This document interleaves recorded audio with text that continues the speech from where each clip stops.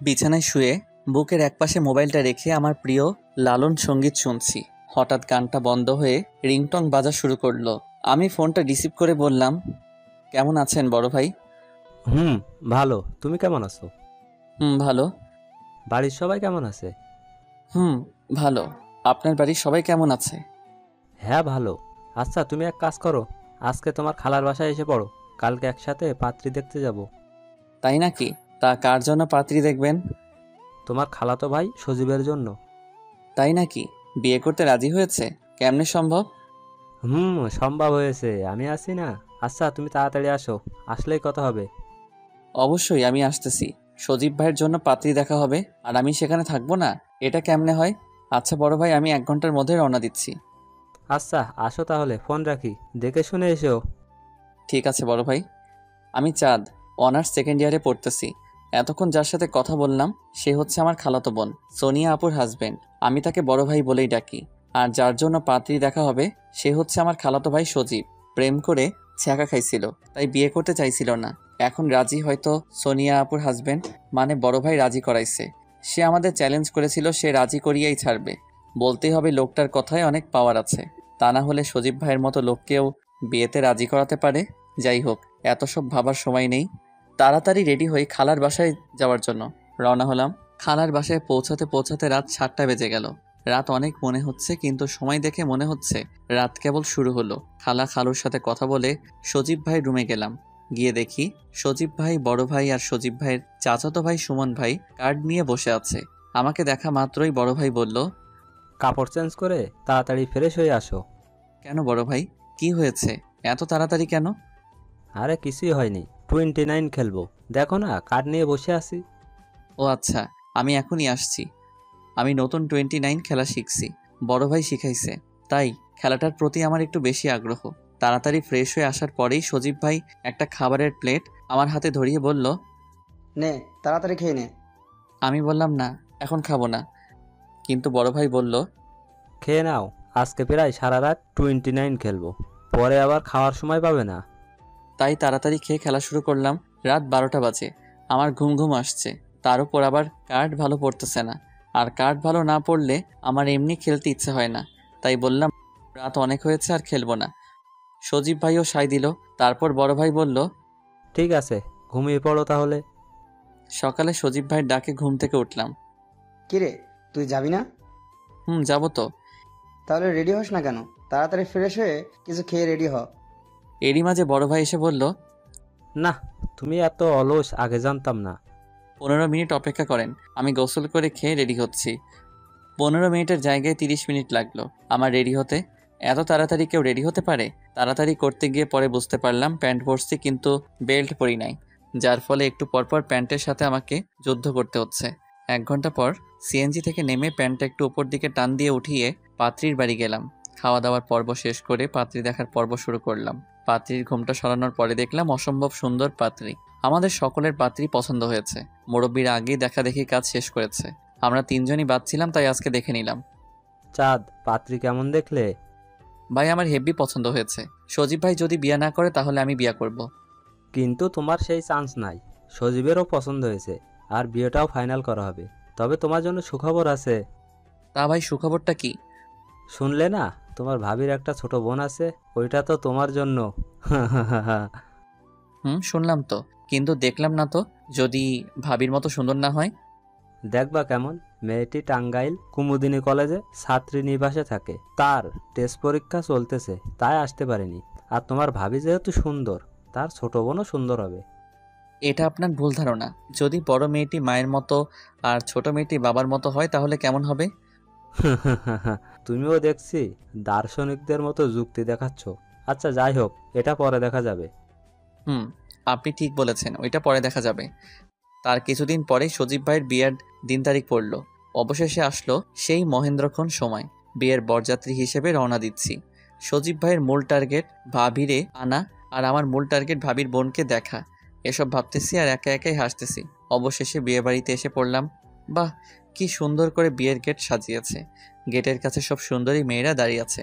আসলে ময়দা মাখানোর যুগ তো, তাছাড়া বিউটি পার্লারের সহযোগিতায় সব মেয়েদের নায়িকা নায়িকা লাগে। হঠাৎ করে এই নায়িকাদের মাঝে অসম্ভব সুন্দরী এক পরী এসে বলতেছে, এই 10,000 টাকার 1 পয়সাও কম কেউ গেট ছাড়বি না। আমি তো সুন্দরী ওই পরীটাকে দেখাই ব্যস্ত। এরই মধ্যে বড় ভাই আমাকে ফিসফিসিয়ে বলল। এদেরকে সামলাও তো দেখি, কি রকম বুদ্ধি তোমার। আমি বড় ভাইকে বললাম, আচ্ছা ঠিক আছে দেখেন তাহলে। আচ্ছা আপনাদের কত টাকা দিতে হবে? পরীটি বলতে লাগলো, কেন শুনতে পাননি? 10,000 টাকা।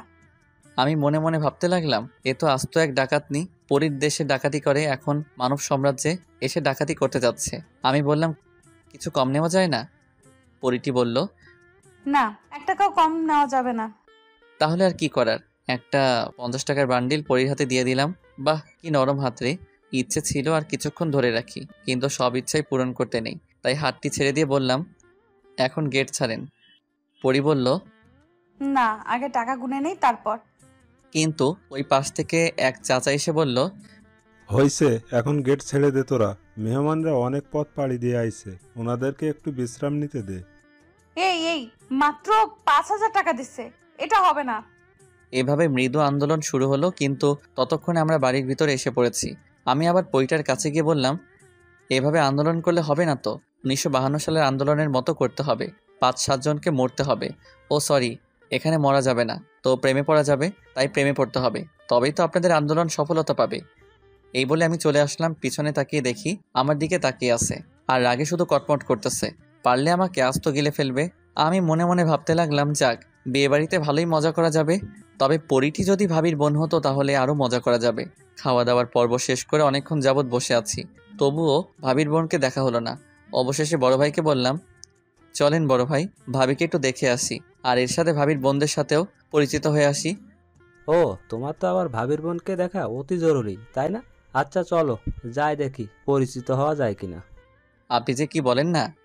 ভাবিকে দেখতে গেলাম, সেখানেও যে পরীকে দেখা যাচ্ছে। আমরা যাওয়া মাত্রই পরীটি বলে উঠল, এখানে আপনারা কেন? না, এমনি আসলাম আপনাদের সাথে দেখা করতে, আর তাছাড়া আপনাদের সাথে পরিচিত হতে আসছি। ও, তাই বুঝি। হুম, আমি সজীব ভাইয়ের একমাত্র খালাতো ভাই, আর উনি হচ্ছে আমার আর সজীব ভাইয়ের একমাত্র দোলা ভাই। ও, আমি নীলা, আপনাদের ভাবির একমাত্র বোন। আর এরা হচ্ছে আমাদের পিচ্চি চাচাতো বোন। আমার মন তো খুশিতে লুঙ্গি ড্যান্স দিতেছে, কিন্তু তা প্রকাশ না করে ভাবির কয়েকটা পিক তুললাম। ইচ্ছে ছিল ভাবির বোনেরও পিক তুলবো, কিন্তু ভাবির বোন খুবই শেয়ানা, ভাবির সাথে দাঁড়ালোও না, আর আমার পিক তোলাও হলো না। তারপর ওখান থেকে বিদায় নিয়ে আমরা চলে এলাম, এবং বড় ভাই দেখি বলতেছে, কি বলছিলাম না, তোমার ভাবির বোন তোমার ভাবির থেকে সুন্দর হবে, কি তাই হলো তো? তা তো হলো, কিন্তু বড় ভাই মেয়েটির সাথে আমি প্রেম করতে চাই এবং অবশেষে বিয়েও করতে চাই, আপনি কিন্তু হেল্প করবেন। তা তো করা যাবে, কিন্তু মেয়েটা যদি কারোর সাথে প্রেম করে, সুন্দরী মেয়ে তো বলা যায় না। তাই তো ভাই, এটা তো আমি ভাবিনি। তবে যাই বলো, মেয়েটিকে দেখে মনে হয় না প্রেম করে। তাছাড়া আমার মন বলছে মেয়েটি প্রেম করে না। তাই যেন হয় বড় ভাই, আপনার কথা যেন বরাবরের মতো সত্যি হয়। অবশেষে বিয়ে পড়ানো শেষ হওয়ার পর ভাবিকে নিয়ে চলে যাওয়ার সময় ভাবি আর ভাবির বোনের কান্না দেখে আমার চোখেও প্রায় পানি এসে পড়েছিল। তাই এক প্রকার বাধ্য হয়ে বড় ভাইকে বললাম, বড় ভাই, ভাবিকে সজীব ভাই নিয়ে যাচ্ছে, আমি না হয় ভাবির বোন সাথীকে নিয়ে যাই। আরে এত ব্যস্ত হয়েছো কেন? বললাম না তোমার ব্যবস্থা করব, আমি আছি না, বিশ্বাস রাখো আমার উপর। তা তো রাখছি। কথাটি বলে গাড়িতে উঠলাম। আস্তে আস্তে সবাই গাড়িতে উঠলো। আমি গাড়ি থেকে নীরাকে দেখতে থাকলাম, তার অশ্রুসিক্ত চোখগুলো গাড়ি ছেড়ে দিছে। আস্তে আস্তে চলে যাচ্ছে, এক পর্যায়ে নীলাকে আর দেখা যাচ্ছে না। তাই সামনের দিকে ঘুরে বসলাম আর ভাবতে লাগলাম কিভাবে নীলার সম্পর্কে বিস্তারিত জানতে পারি। হঠাৎ ভাবির কথা মনে হলো। একমাত্র ভাবির কাছে সব জানতে পারবো, কিন্তু ভাবিকে কথাটি বলবো কিভাবে? একটা উপায় বের করতে হবে, আর সকালেই ভাবির সাথে ফ্রি হতে হবে। এসব ভাবতে ভাবতে দেখি খালাদের বাড়িতে এসে পড়েছি। সবাই নতুন বউকে বরণ করার জন্য অস্থির হয়ে রয়েছে। তাদের এই গমগমাগম অস্থিরতা দেখে আমার দুচোখ ক্লান্ত হয়ে গেছে। তাই কোনো দেরি না করে সজীব ভাইদের একটা এক্সট্রা রুমে শুয়ে পড়লাম। সকালবেলায় ঘুম থেকে উঠে দেখি আমার পাশে আরও 3 জন শুয়ে রয়েছে। মনে মনে ভাবতে থাকলাম, এগুলো আবার আসলো কখন? বিয়ে বাড়িতে এই একটাই সমস্যা, যেখানেই শুয়ে থাকার মতো একটু ফাঁকা জায়গা পাবে সেখানেই শুয়ে পড়বে। ভাগ্যিস এখন শীতকাল, গ্রীষ্মকাল হলে তো আমার গরমে দফা রফা অবস্থা হতো, কেননা আমি আবার গরম সহ্য করতে পারি না। অতঃপর আমি বিছানা থেকে উঠে ভাই ভাবিকে খুঁজতে লাগলাম। কি, ওরা তো এখনো ওঠেইনি। সজীব ভাইয়ের উপর কিছুটা রাগ হতে লাগলো। সে বিয়েই করতে চাইল না, অথচ এখন বউকে ছাড়তেই চাচ্ছে না এবং নিজে উঠতেছে না। সবই কপাল, আর এরই নাম গোপাল। অবশেষে ভাবির দেখা মিলল, কিন্তু কি, সব মহিলারাই তো দেখি ভাবির সাথে বিভিন্ন কথা বলছে, সেখানে আমি গিয়ে কিভাবে ভাবির সাথে ফ্রি হব? সজীব ভাইও দেখি বের হয়ে আসলো। আমি কাছে গিয়ে বললাম, ভাই সুস্থ আছেন তো? ভাই আমার মোনালিসার মতো মুচকি হাসি দিয়ে বাথরুমে গেল। আমি নিশ্চিত এই হাসিটি যদি ভিঞ্চি দেখতো তাহলে ছেলেদের জন্য যেমন মোনালিসার পিক তৈরি করে গেছেন, ঠিক তেমনি মেয়েদের জন্য সজীব বা পিক তৈরি করত। আর মোনালিসার হাসির মতো সজীব বা হাসিও বিখ্যাত হয়ে যেত। যাই হোক, ভাবিকে এখন মোটামুটি ফ্রি দেখাচ্ছে, এখনই সুযোগ। হাই ভাবি, কেমন আছেন? ভালো। আপনি কেমন আছেন? ভালো। তা রাত কেমন কাটলো? ভালো। ভাবি আমি কিন্তু আপনার দেবর হই, তাই কিন্তু আমাকে তুমি করে বলতে হবে, এটা যেন সবসময় মনে থাকে। আর এখন থেকে তুমি করে বলবেন। আচ্ছা ঠিক আছে। আচ্ছা ভাবি, আপনি মন খারাপ করে বসেছিলেন কেন বলেন তো? সত্যি বলতে কি, সবাইকে ছেড়ে এসেছে তো ওদের কথা মনে পড়ছে, বিশেষ করে ছোট বোনটার কথা। ও, আপনার ছোট বোন কি করে? সুন্দরবন কলেজে ইন্টারে পড়ে, ওখানে থেকে পড়াশোনা করে। কি বলছেন ভাবি? ওই কলেজের 90% মেয়েরাই তো কঠিনভাবে ছেলেদের সাথে প্রেম করে। করতে পারে, কিন্তু বাকি 10 ভাগ আছে না যারা প্রেম করে না, তাদের কাতারেই আমার বোন। আপনি অতটা নিশ্চিত হলেন কিভাবে? আমরা 2 বোন খুব ফ্রি, ও যেখানে যাই করুক না কেন আমাকে সব বলবে। আর ও কখনো বিয়ের আগে প্রেম করবে না, আর একটি কথা, বিয়ের পর স্বামীর সাথে প্রেম করবে। তাই নাকি? তাহলে ভালো। কিন্তু এরকম কঠিন শপথ করছে কেন যে বিয়ের আগে প্রেম করবে না? আমাদের এক বড় চাচাতো বোন ছিল, সে একটা ছেলের সাথে প্রেম করত, কিন্তু ছেলেটি আমার বড় চাচাতো বোনের সাথে প্রতারণা করেছিল। অবশেষে আমার সেই চাচাতো বোন আত্মহত্যা করে। তারপর থেকেই আমি এবং আমার ছোট বোন শপথ করি যে বিয়ের আগে কোনো প্রেম করব না, স্বামীর সাথে বিয়ের পর প্রেম করব। ও তাই? ওখানে ভাবির সাথে গল্প না করে এখানে একটু কাজ করো। তোমার ভাবির বাড়ির লোকগুলো এই কিছুক্ষণের মধ্যে এসে পড়বে। হ্যাঁ ভাই, আসতেছি। আচ্ছা ভাবি, যাই, পরে কথা হবে। আচ্ছা যাও। মুরব্বীরা রান্না করছে, আমি আর বড় ভাই তাদেরকে টুকটাক হেল্প করছি। তো এক পর্যায়ে বড় ভাইকে বললাম, বড় ভাই একটা প্রবলেমে পড়ছি। কি প্রবলেম? নীলা বলে প্রেম করবে না। ও, হয়তো কোনো ফ্রেন্ড আছে তাই তোমার সঙ্গে প্রেম করবে না।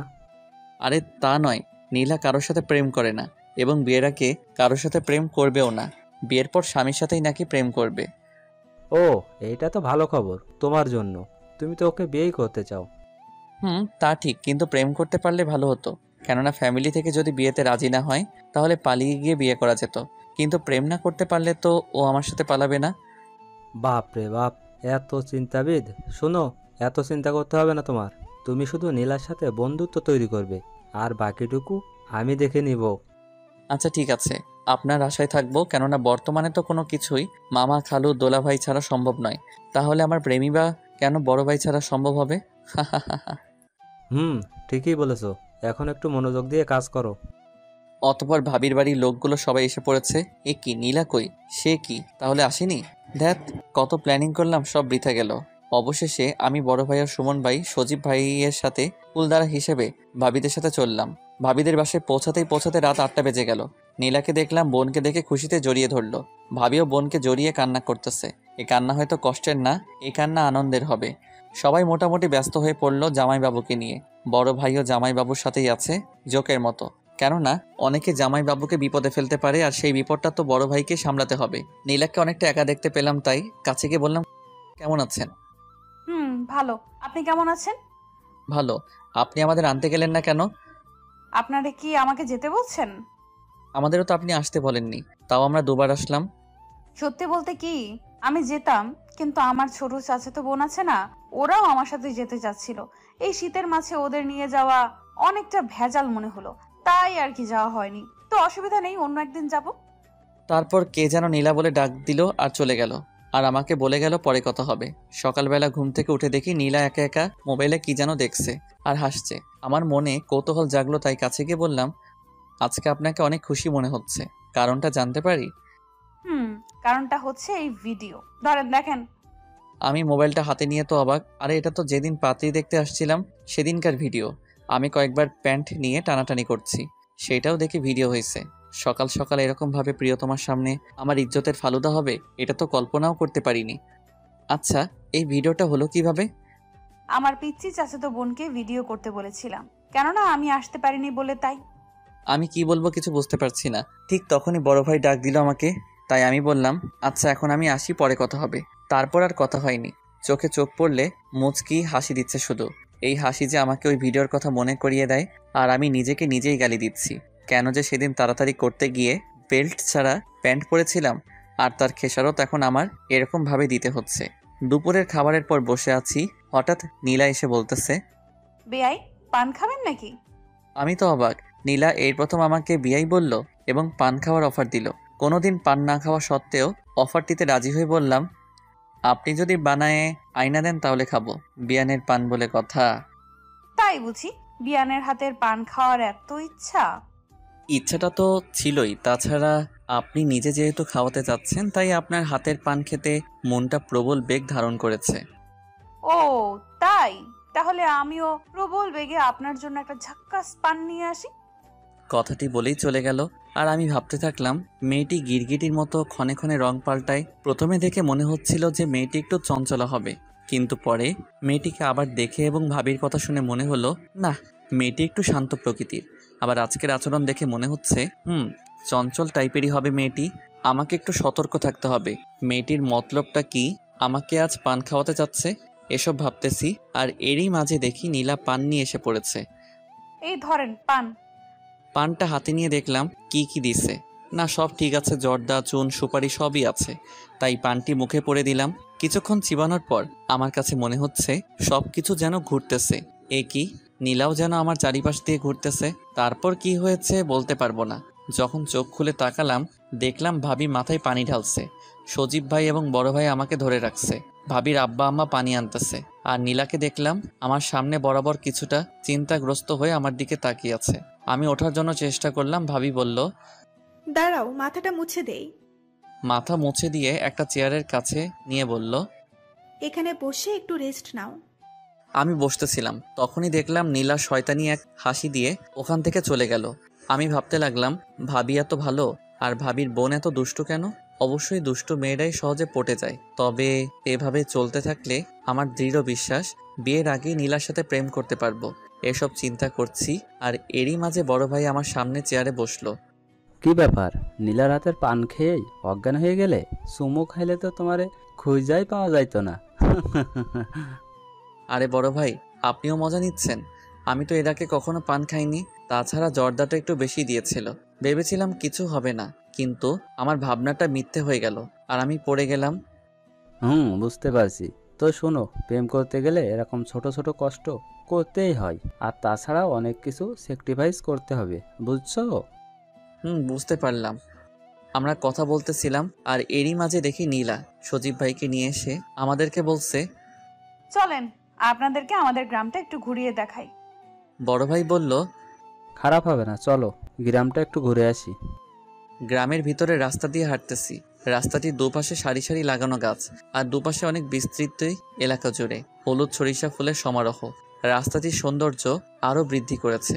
এরকম মনোমুগ্ধকর পরিবেশ পছন্দের মানুষের সাথে উপভোগ করার সুযোগ পেয়ে মনটা খুশিতে বাকবাকুম করতেছে। বড় ভাই বলে উঠল, চলো সরিষা খেতে কয়েকটা ফটো তোলা যাক। আমিও তার কথায় সায় দিলাম।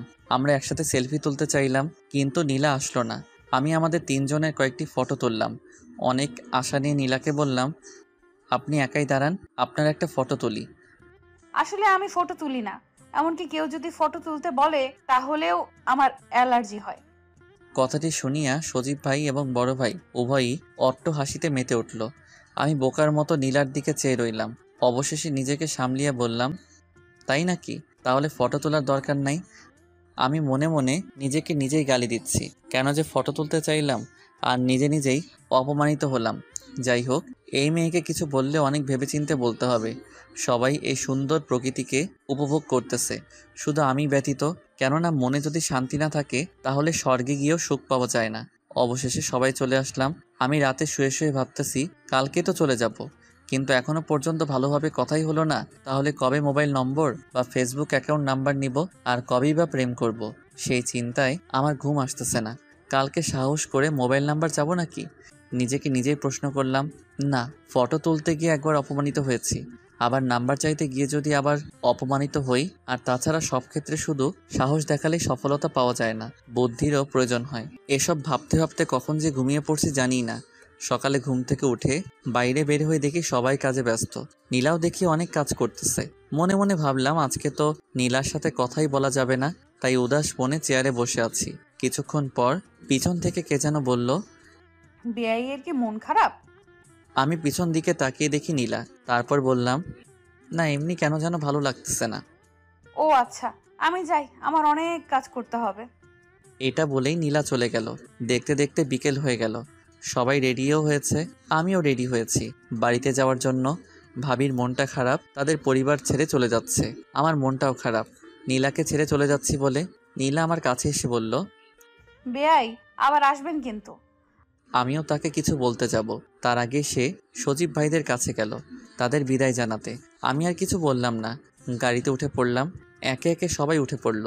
আমি নীলার দিকে তাকিয়ে আছি। নীলা আমার চোখে একবার চোখ রেখেছিল, কিন্তু সেই চোখে আমার জন্য কোনো অনুভূতি আছে কিনা বুঝতে পারলাম না। কি আর বলবো এই কয়দিনে। আমি যা বুঝলাম মেয়েটি আসলে অনেক রহস্যময়ী। কেননা একবার মনে হয় মেয়েটি আমার সাথে কথা বলতে ইচ্ছুক, এই কারণে নিজে থেকে অনেক সময় আমার সাথে কথা বলেছে। আবার মনে হয় আমার সাথে কথা বলতে তার কোনো আগ্রহ নেই। ধ্যাত, আমি মনে হয় ব্যর্থ হলাম। হতাশ মন নিয়ে সজীব ভাইদের বাড়ি পৌঁছালাম। সকালবেলায় খাওয়া দাওয়া করে বসে বসে ফেসবুক চালাচ্ছি, আর তখনই ভাবি এসে বলছে, কি করছো? এই একটু ফেসবুক চালাচ্ছি। তুমি ফেসবুক চালাও, তাহলে আমাকে রিকোয়েস্ট পাঠাও না কেন? ও, আপনিও চালান নাকি? আচ্ছা, আপনার আইডির নাম বলেন। চাঁদের বুড়ি। কি নাম আর খুঁজে পাননি? ভাবি কিছু না বলে শুধু একটু মুচকি হাসলো। আমি রিকোয়েস্ট পাঠিয়ে ভাবির আইডি দেখতেছি। দেখলাম ভাবির প্রতিটি স্ট্যাটাসে ইয়া আক্তার নীলা নামের এআইডি ভালো ভালো কমেন্ট করছে, এবং প্রতিটি কমেন্টে আপু শব্দটি উল্লেখ করেছে। কেন যেন আমার মনে হইতেছিল এই আইডি নীলার আইডি হবে। নিশ্চিত হওয়ার জন্য ভাবিকে বললাম, আচ্ছা ভাবি, হিয়া আক্তার নীলা এটা কার আইডি? আপনার প্রতিটা স্ট্যাটাসে ভালো ভালো কমেন্ট করছে। ও, এটা আমার ছোট বোন নীলার আইডি। আমার মনে যেন আশার প্রদীপ জ্বলে উঠল, কিন্তু ভাবিকে তা বুঝতে না দিয়ে বললাম, ও। ভাবি আমার এখান থেকে চলে যাওয়ার পর আমি নীলাকে রিকোয়েস্ট পাঠালাম। তারপর বিকেলবেলায় সবার কাছ থেকে বিদায় নিয়ে আমি আমাদের বাড়ি চলে আসলাম। রাতে ফেসবুকে ঢুকে দেখলাম অ্যাকসেপ্ট করে নাই। পরপর 3 দিন দেখলাম তাও অ্যাকসেপ্ট করে নাই।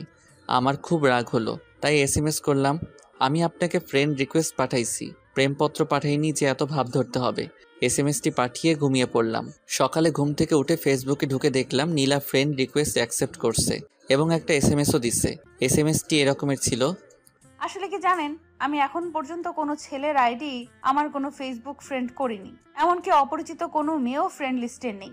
তাই একটু দ্বিধায় আছিলাম। প্লিজ রাগ করেন না, আপনার রিকোয়েস্ট কিন্তু অ্যাকসেপ্ট করেছি। আমি কিছুই লিখলাম না, শুধু সিন করে রাখলাম। আর মনে মনে ভাবতে লাগলাম, যাক একটু রাগ দেখিয়ে কাজ হয়েছে। তারপর ফ্রেশ হয়ে আমি কলেজের দিকে রওনা হলাম।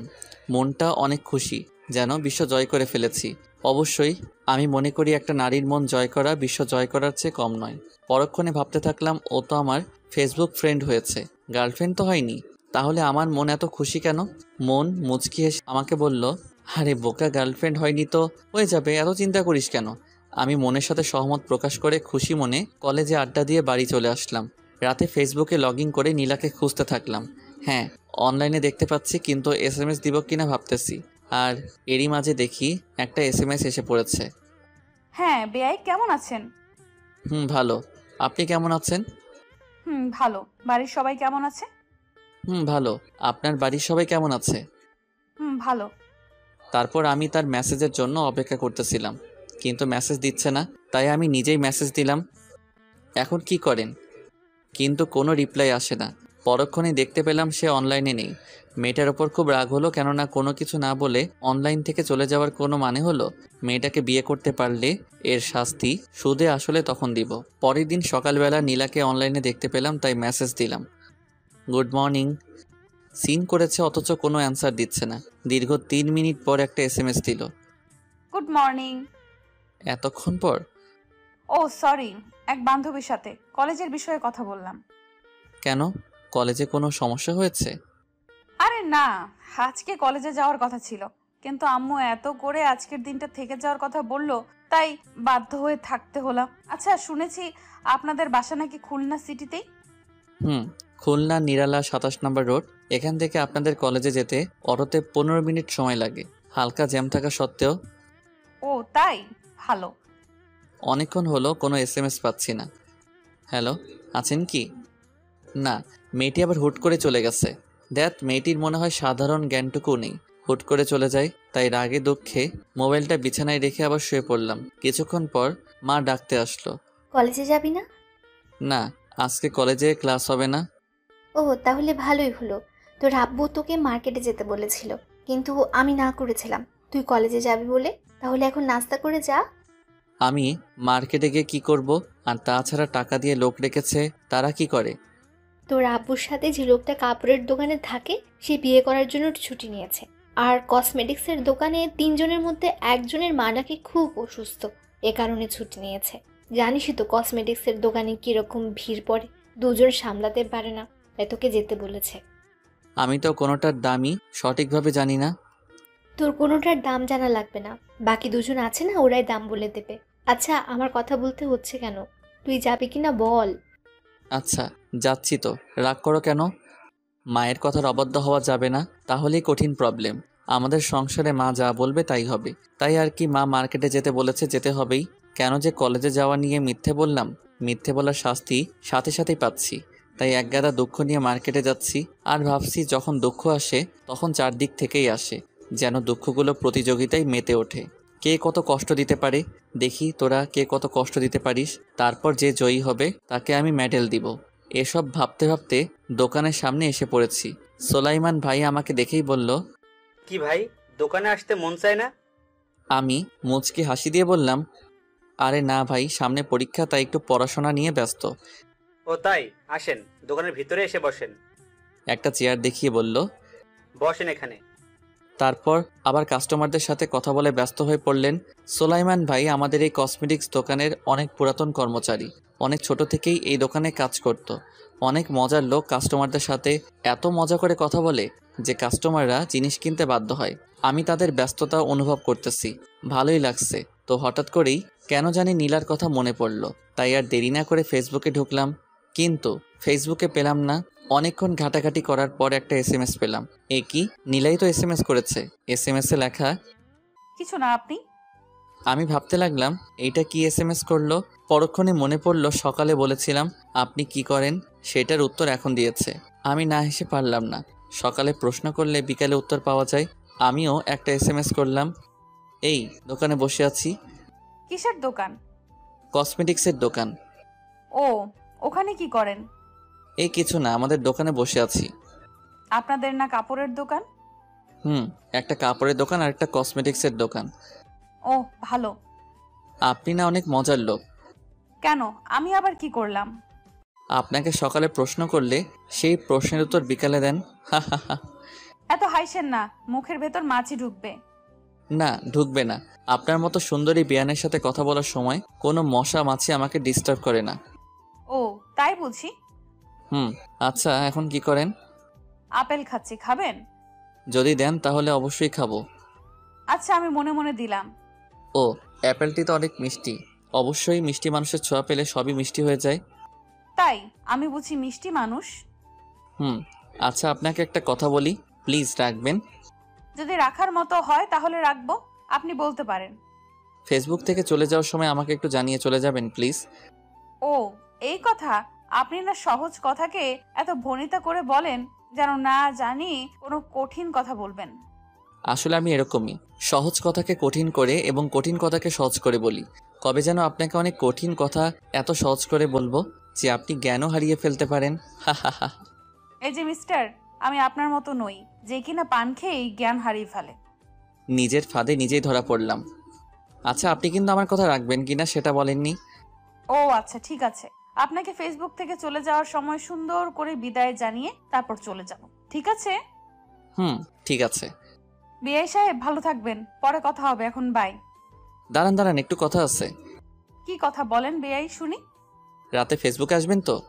ও সরি বিআই, রাতে আসতে পারবো না। এমনকি আগামীকাল সারা দিনেও ফেসবুকে আসতে পারবো না। একেবারে আগামীকাল রাতে ফেসবুকে আসবো। কেন এত লম্বা বিদায় কেন? আগামীকাল কলেজের হোস্টেলে উঠবো, তো রাতে সব গুছিয়ে রাখতে হবে। এবং আজকে রাত জাগা যাবে না, কেননা সকালে উঠতে হবে। আর সকালে রওনা দিলে দুপুরে হোস্টেলে পৌঁছাতে পারবো। তারপর আমাকে একটু ঘুমাতে হবে, কেননা জার্নি করলে প্রচুর ঘুম পায়। সো আপনার সাথে একেবারে আগামীকাল রাতে কথা হবে, যদি বেঁচে থাকি। ও তাহলে আর কি করার। আচ্ছা, ভালো থাকবেন, বাই। ওকে, আপনিও ভালো থাকবেন, বাই। আমার লাস্ট এসএমএসটি সিন না করে চলে গেল। মেয়েটি কেমন জানি, বুঝলাম না, যেন তারা লেগেই থাকে। সন্ধ্যা হয়ে যাচ্ছে, তাই সোলাইমান ভাইয়ের কাছ থেকে বিদায় নিয়ে বাড়ি চলে আসলাম। আজকে রাতে ফেসবুকে ঢোকার কোনো ইচ্ছা নেই, কেননা যেখানে নীলা নেই সেখানে আমিও নেই, তাই আগেই ঘুমিয়ে পড়লাম। সকালে ঘুম থেকে উঠে ফ্রেশ হয়ে কলেজে গেলাম, কিন্তু কোনো কিছুই ভালো লাগছে না। আজকের দিনটা যেন অনেক লম্বা, ফুরাতে চাচ্ছে না। আমি যে রাতের জন্য অপেক্ষা করছি সেটা তো আর রাত জানে না, তাই রাতের এত অবহেলা।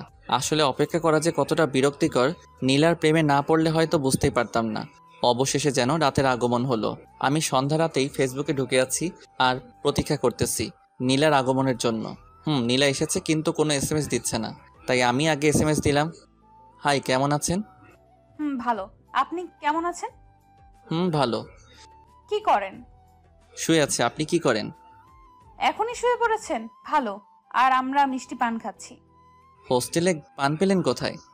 হোস্টেলে সবই পাওয়া যায়, বুঝলেন? বুঝলাম। তা একাই খাবেন, আমাকে দিবেন না? না, আপনাকে দিবও না, কেননা আপনি পান খাইতে পারেন না, জ্ঞান হারিয়ে ফেলেন। না, এখন খাইতে পারবো। আচ্ছা জানেন, ওই দিনের ঘটনা নিয়ে একটা গান বানাইছি। তাই নাকি? প্লিজ আমাকে শোনান। শোনাবো কিভাবে? আপনি তো মোবাইল নাম্বার দেননি, আর তাছাড়া মেসেঞ্জারে ফোন দিলে রিসিভ করেন না তো। আসলে ফোনে কথা বললে বান্ধবীরা অনেক ফাজলামি করে, তাই আর কি, ফোনের চেয়ে এসএমএসই ভালো। আপনি গানটির প্রথম 2 লাইন এসএমএস এ পাঠিয়ে দেন। মনে মনে ভাবতে লাগলাম, ধ্যাত, নাম্বার নেওয়ার একটা প্ল্যান করছিলাম, তাও ব্যর্থ হলাম। কি হলো, আছেন নাকি? আছি তো। তাহলে গানটি লিখেন না কেন? দিচ্ছি, একটু ওয়েট করেন। ওকে।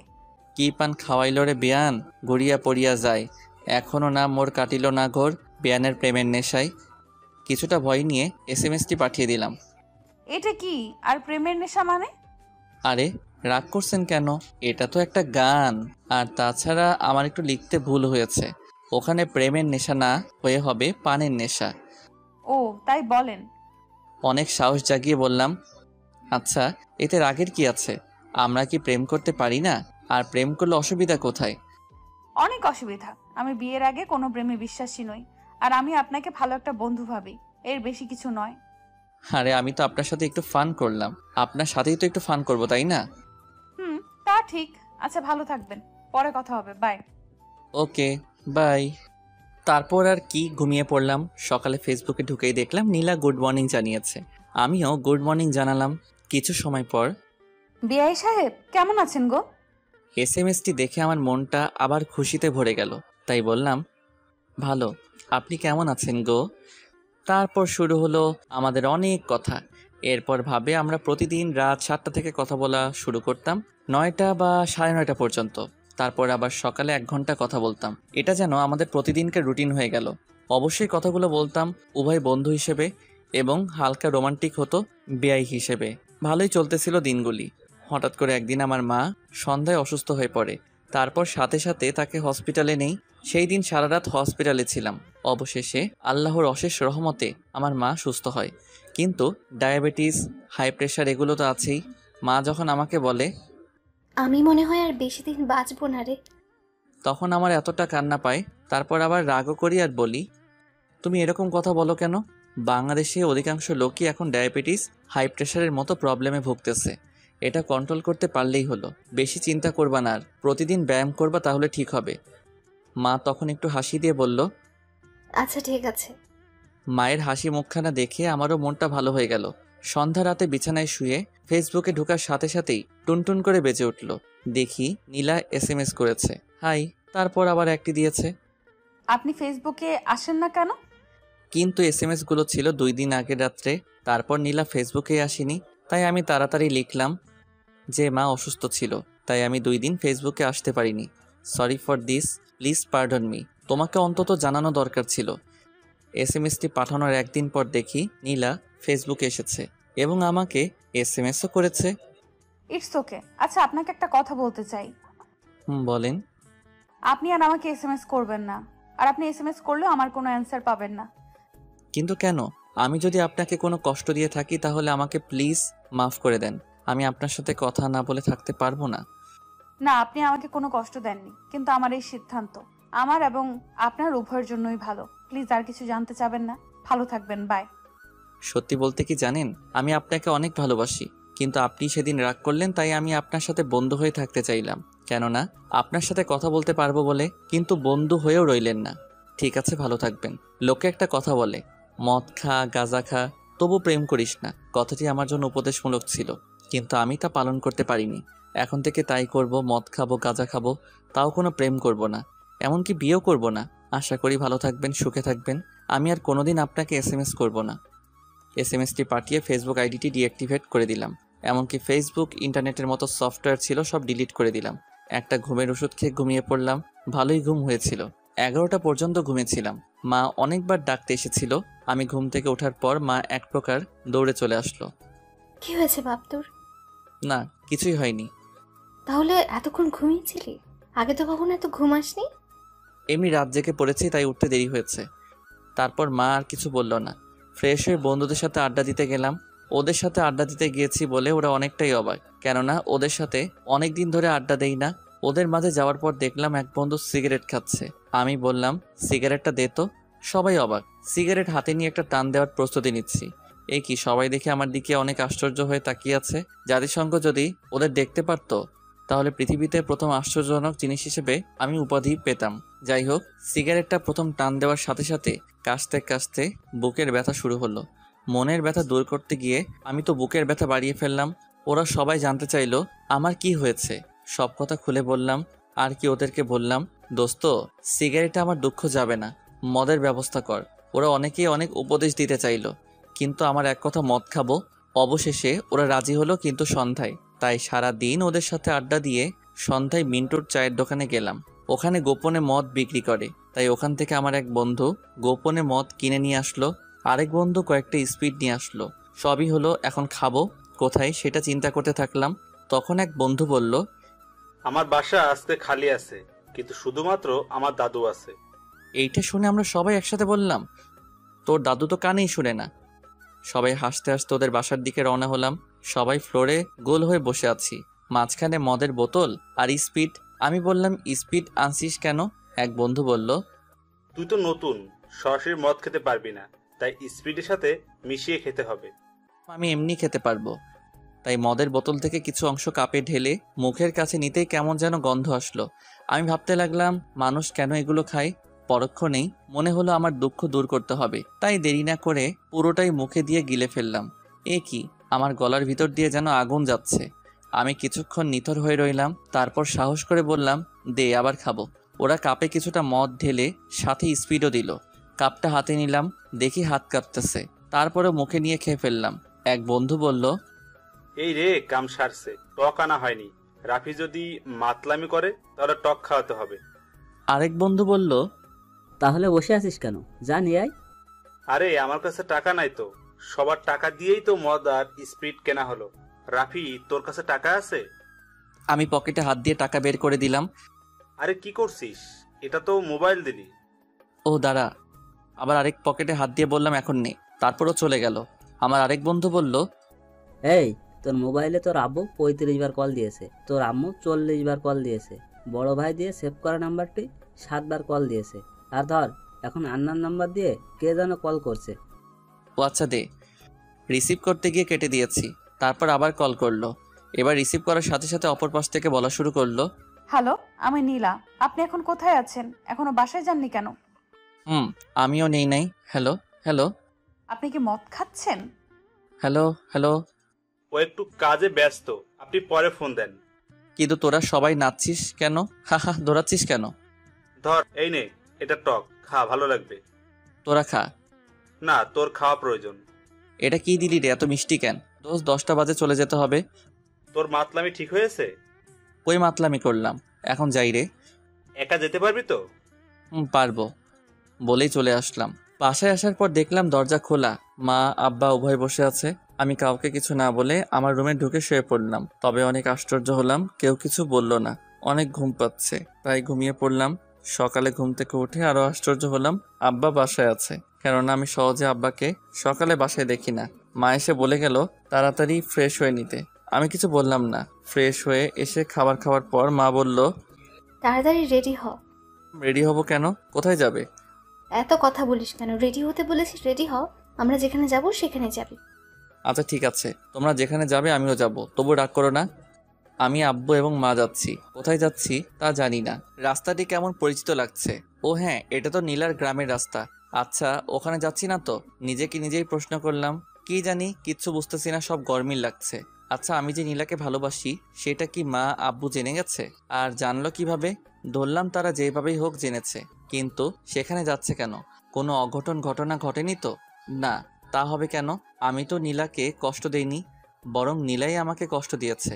দেখ কী সব আবল তাবল কথা চিন্তা করতেছি। হয়তো অন্য কোনো জায়গায় বা অন্য কোনো কাজে আমাকে তারা নিয়ে যাচ্ছে।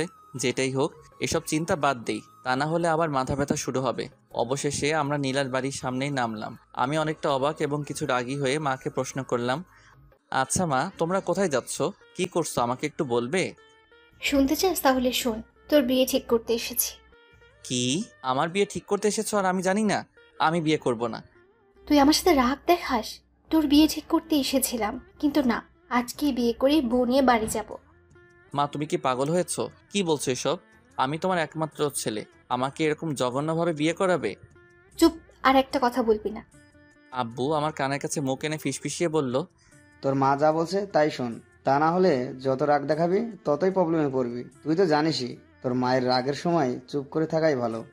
তাই আমি আর কিছু না বলে চুপ করে রইলাম। মা আব্বু নীলার বাড়িতে প্রবেশ করলো, আমিও পিছন পিছন চললাম।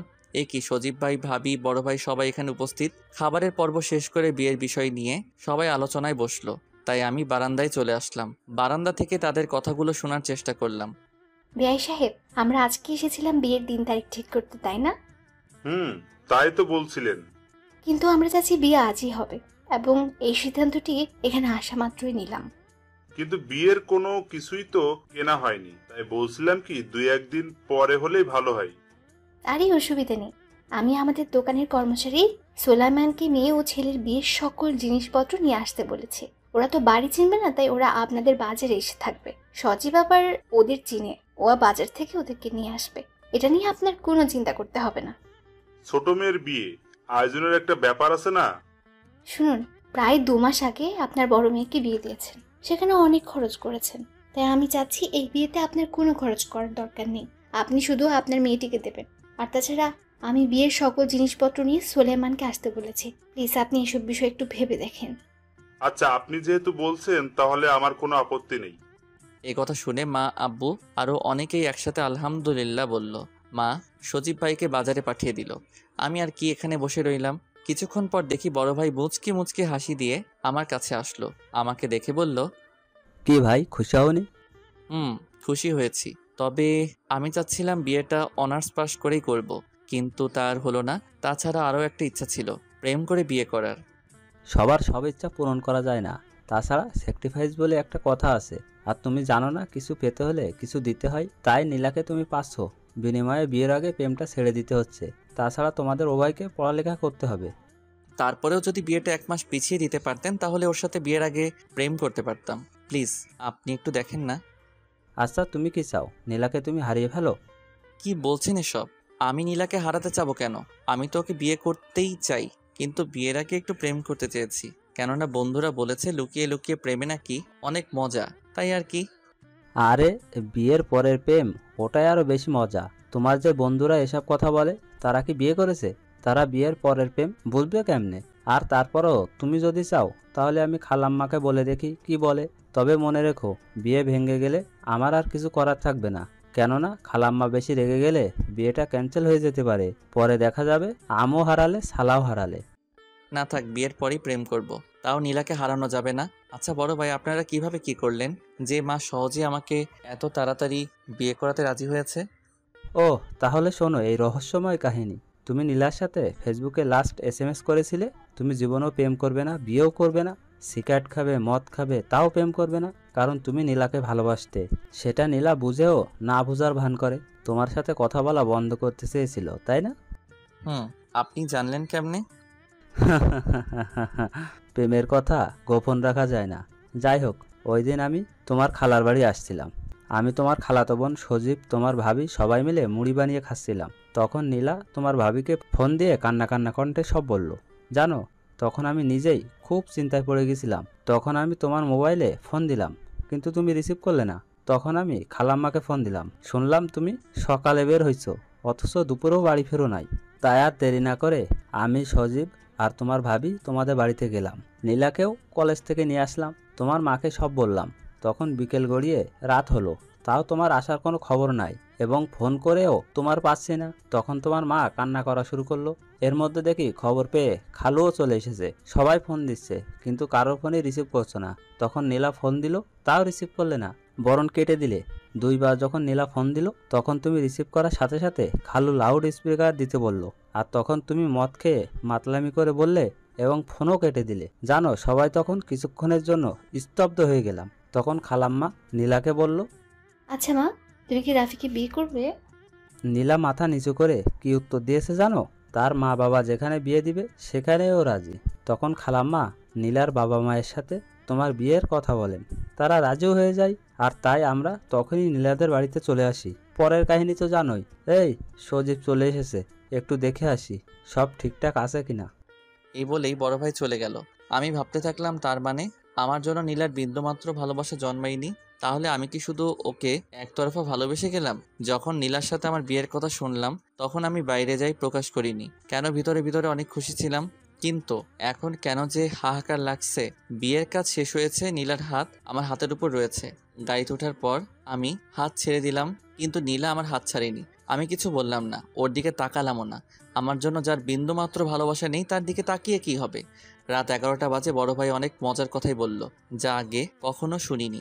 মনটা যদি ভালো থাকতো তাহলে তার কথাগুলো উপভোগ করতে পারতাম। মন ভালো নেই, তাই তার কোনো কথাই আমার কাছে উপভোগ করার মতো হয়নি। বাসর ঘরে ঢোকার পর দেখতে পেলাম নীলা খাটের মাঝে বসে আছে। হ্যাঁ, এরকমই তো থাকার কথা। আমাকে দেখা মাত্রই সালাম দিল। আমি সালামের উত্তর অস্পষ্টভাবে দিলাম। বিছানা ছেড়ে আমাকে সালাম করতে এসেছিল। আমি অনেক কষ্টে বললাম, থাক, দরকার নেই, শুয়ে পড়েন। কথাটি বলেই আমি একপাশে শুয়ে পড়লাম। ও হয়তো খুবই আশ্চর্য হয়েছে, তাই কিছুক্ষণ পর বলল, আচ্ছা, আমি সেদিনকার করা কথা বলার জন্য খুবই দুঃখিত। দেখেন, আমার কিছু করার ছিল না, প্লিজ আমাকে মাফ করে দেন। আমি চুপ করেন, রাত অনেক হয়েছে, এখন শুয়ে পড়েন। কিছুক্ষণ পর মৃদু কান্নার আওয়াজ শুনতে পেলাম। এরপর অতিরিক্ত ঠান্ডা লাগলে যেরকম করে নাক টানে, সেরকমভাবে নাক টানছে আর কান্না করতেছে। এরপর একসময় আর আওয়াজ শুনছি না, মনে হয় ঘুমিয়ে পড়েছে। পরের দিন সকালবেলা বড় ভাই অনেক কথা বলল, কিন্তু আমি তার কথায় উত্তর না দিয়ে মুচকি হাসি দিয়ে এড়িয়ে চললাম। নীলাকে দেখলাম সবার সাথে হাসি মুখে কথা বলছে। আমি সারাদিন বন্ধুদের সাথে আড্ডা দিয়ে সন্ধ্যায় বাড়ি ফিরলাম। ফলে মা অনেক রাগারাগি করলো। আমি চুপ করেই রইলাম, কেননা কথা বললেই প্রবলেম। রুমে ঢুকেই নীলাকে দেখতে পেলাম, তাই যখনই বের হতে যাব অমনি পিছন থেকে আমার শার্ট টেনে ধরে নীলা বলল, আপনি যেখানে যেতে চান যাবেন, কিন্তু তার আগে আমার কথাগুলো শুনে তারপর যাবেন। শার্টটি ছেড়ে তারপর বলা শুরু করলো, জানেন, আমার খুব ইচ্ছে ছিল বিয়ের পরে স্বামীর সাথে প্রেম করব, স্বামীকে অনেক ভালোবাসবো। তাই কোনোদিন কোনো ছেলের সাথে প্রয়োজন ছাড়া কথা বলিনি, ফোনে কথা বলিনি, ফেসবুকে ফ্রেন্ড বানাইনি। কিন্তু আপনি যখন ফেসবুকে ফ্রেন্ড হলেন, আপনার সাথে কথা বলে ভালো লাগতো, তাই কথা বলতাম। আর ভয়ও পেতাম যদি মায়ায় পড়ে যাই কিংবা ভালোবেসে ফেলি, তাই হঠাৎ করেই চলে যেতাম, যাতে আপনি আমার প্রতি বিরক্ত হন। তারপর আপনার মা যখন অসুস্থ হলো, তখন টানা 2 দিন আপনার সাথে কথা বলতে পারিনি। তখন বিশ্বাস করেন, আমার এত খারাপ লাগছিল, যেন আমার মাঝে কি যেন নেই। আপনাকে অনেক মিস করতে লাগলাম। আর তখনই বুঝতে পারলাম আমি আমার অজানাই আপনাকে ভালোবেসে ফেলেছি। আর তখনই আমার মায়ের কথা, বোনের কথা মনে পড়লো। ওরা সব সময় একটা কথা বলতো, বিয়ের আগে মেয়েদের প্রেম করতে নেই, বিয়ের পর একমাত্র স্বামীর সাথেই প্রেম করতে হয়, তা না হলে মেয়েদের অনেক বদনাম হয়। তাই আপনাকে ভুলে থাকার জন্য তখন খুব কড়া কথা বলেছি, যেন আপনি আর মেসেজ না দেন। আর এটা যদি আমার অপরাধ হয়ে থাকে, তাহলে আপনি আমাকে যে কোনো শাস্তি দিতে পারেন, আমি কিছুই বলবো না। কথাগুলো বলে নীলা চোখের পানি মুছেই রুম থেকে চলে যাচ্ছিল। আমি নীলার হাতটি ধরে টান দিয়ে আমার কাছে এনে বললাম, প্লিজ আমাকে ক্ষমা করে দেন। ও আমাকে জড়িয়ে ধরে কান্না করতে থাকলো, আমি ওকে জড়িয়ে ধরলাম। কিছুক্ষণ পর ও আমাকে ছেড়ে দিয়ে বলল, ক্ষমা করতে পারি, আমাকে তুমি করে বলতে হবে। ঠিক আছে, আমি তুমি করে বলবো, কিন্তু তোমাকেও তুমি করে বলতে হবে। আচ্ছা ঠিক আছে। নীলা শোনো, বাসরাতটি তো আমাদের রাগ অভিমানে কেটেছে, কিছুই করতে পারিনি, তাই আজকে আমাদের বাসরাত হবে, কি বলো? দুষ্টু কোথাকার। সকালে শুয়ে আছি, নীলা আমাকে ডাক দিয়ে তার ভেজা চুলগুলো ছেড়ে দিয়ে ড্রেসিং টেবিলের সামনে বসে কপালে একটি টিপ দিয়ে সাজতেছে। আমি দৃশ্যটি দেখে টেবিল থেকে ডায়েরি নিয়ে একটা কবিতা লেখা শুরু করলাম। নীলা আমার দিকে তাকিয়ে বলল, এই কি করছো? তোমার জন্য একটা কবিতা লিখলাম। তাই নাকি? একটু শোনাও না প্লিজ। আচ্ছা তাহলে শোনো। ভ্রান্ত হয়েছে কি আমার মন, ভোরের আলোতে দেখছি যেন তমস্যার চন্দন, ঘোর কাটিলেও তোমার ললাটের ওই টিপ দেখে অমায়িকভাবে তাকিয়ে কেন আছো, ঠোঁটের কিনারায় মিষ্টি হাসি মেখে, প্রকৃতি যেন হেরিল তোমার রূপের কাছে, উদ্যম কালো কবরীর ছন্দহীন খেলায় আমি মুগ্ধ হয়ে যাই বেলায় বেলায়, শয্যা থেকে উঠি অপলক চোখে তাকিয়ে আছি, লজ্জা পেয়ে কেন রুদ্ধ করিলে তোমার আখি, সহসা মোর কাছে আসি আহনা বাহুডোরে, ভালোবেসে যাব তোমায় জনম জনম ভরে। নীলা দৌড়ে এসে আমাকে জড়িয়ে ধরে বলল, বাহ, তুমি তো অনেক সুন্দর কবিতা লিখতে পারো। তোমার কাছে আমি আর কিচ্ছু চাই না, শুধু এরকম ভাবে আমাকে ভালোবেসে যাবে প্লিজ। আমি আমার জান পাখিকে ভালোবাসবো না তো কাকে ভালোবাসবো? আর এইভাবে শুরু হলো আমাদের ভালোবাসাময় জীবন। বাকিটুকু তো বুঝতেই পারছেন।